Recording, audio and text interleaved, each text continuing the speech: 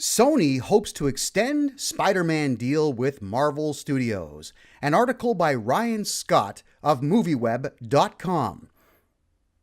It looks like Spider-Man is going to be part of the Marvel Cinematic Universe for years to come. Back in 2015, Sony, who still owns the rights to the character and his entire Rogues Gallery, cut a deal with Marvel Studios to allow for Peter Parker to appear alongside his fellow Avengers over in the MCU. The contract is set to expire after a third solo movie is made, but according to producer Amy Pascal, Sony is eager to extend the deal beyond that. This reveal comes as part of a wide-ranging interview in honor of the release of the animated Spider-Man Into the Spider-Verse, which arrives in theaters this weekend. Amy Pascal was asked about the possibility of Marvel Studios and Sony parting ways once their current contract ends. Pascal, a key producer of the Spider-Man franchise and the other related spin-offs, for her part, seems more than eager to keep this train on the tracks. Here's what she had to say about it. "I think about crying. I can only hope for a future where things work out. I've known Kevin since he was Avi's very, very quiet assistant, who for many years sat in the room listening to us and being so much smarter than any of us without any of us realizing. I will say that working with Marvel has been one of the highlights of my professional career." While Amy Pascal doesn't speak for all of Sony, she clearly represents the studio's best interests, and so far it would seem that this deal has worked out quite well for them.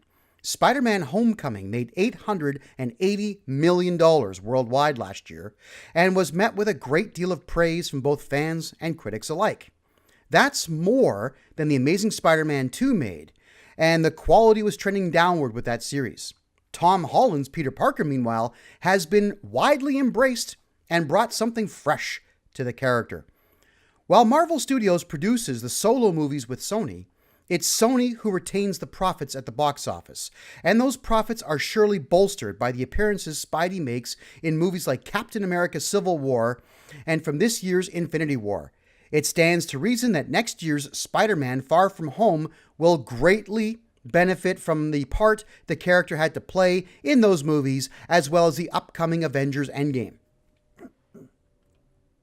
The contract initially included 3 MCU movies, which will have been finished up after Avengers Endgame, and with 3 Spider-Man solo movies, leaving 1 left after Spider-Man: Far From Home hits theaters in July of 2019. For Sony, there could be some value in taking control of the character fully again, as Venom was a huge hit, and they could possibly make use of him in their blossoming spin-off universe. But really, they're probably much better off letting Spidey do his thing in the larger MCU while mining the other characters they have for further spin-offs. In any event, it doesn't sound like fans need to be concerned about this deal coming to a close. This news was first reported by Vanity Fair, December 2019. My name is Kevin J. Johnston, and I always invite you to subscribe and follow us online at 300x.ca, where we cover all things comic books, video games, sci-fi, and entertainment. That's 300x.ca.